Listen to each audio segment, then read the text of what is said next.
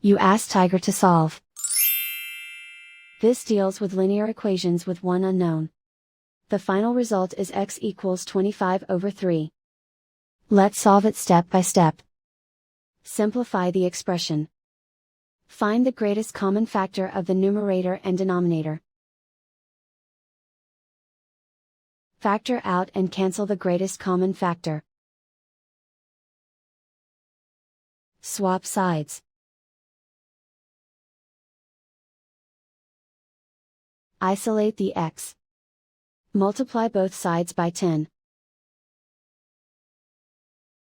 Group like terms. Multiply the coefficients. Simplify the fraction. Multiply the fractions. Simplify the arithmetic. And so the final result is x equals 25/3.